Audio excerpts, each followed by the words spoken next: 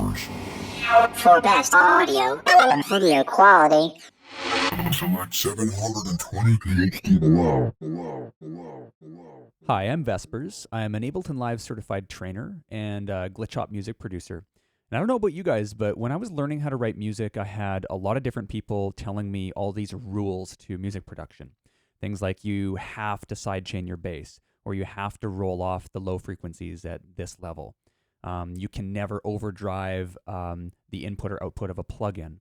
I had mixing engineers would tell me all these rules, like when you're boosting with an EQ, do it with a very wide Q and only a very small amount of boost. But if you're cutting, you can go surgical and you can go really, really deep with a narrow Q. And all these things started to stack up, and I think that you can go too far with them if you take them all as rules. I think a better way to look at them is to consider them guidelines. I think, and I've heard actually in certain people's music, people completely breaking these rules that I thought were kind of these golden rules, these golden principles, and it sounded great.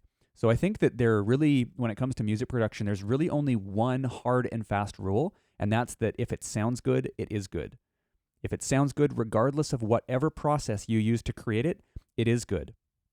And one important thing to keep in mind with that is that something that sounds good to your ears also has to sound good to your listeners' ears. So it is possible if your ear isn't really well trained that you can do something, it might sound good to you, but the it sounds good, it is good principle doesn't necessarily apply unless it translates well to other people that also have a well-developed ear. So I actually started thinking about this recently because I just did a session with one of my good friends, ill-esha, last night. And she was teaching me about how some of the processes she goes through to write her bass. And she writes dubstep and glitch-hop. You can definitely check her out. A link to her page is below in the description of this video.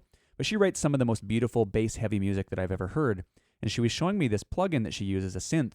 And she said, one of the first things she said was, you have to turn up the volume so that it clips the output. And that's something that I was always told never to do. So in this case, it actually made it sound better. Like her bass sounds fat. It's her tracks are really, really well, beautifully polished material. And she achieved it using this unconventional method that normally people would teach you not to do. So when you're learning how to write music and when you're watching tutorials, I've probably been guilty of saying a lot of these things myself. When somebody gives you guidance, take it as a general principle, as a guideline, but don't take it as a hard and fast rule. If something that you do, regardless of the process, sounds good, then it is good, and stick with it. So just wanted to share that with you guys. Hope you enjoyed the tutorial, and talk to you again soon. Take care.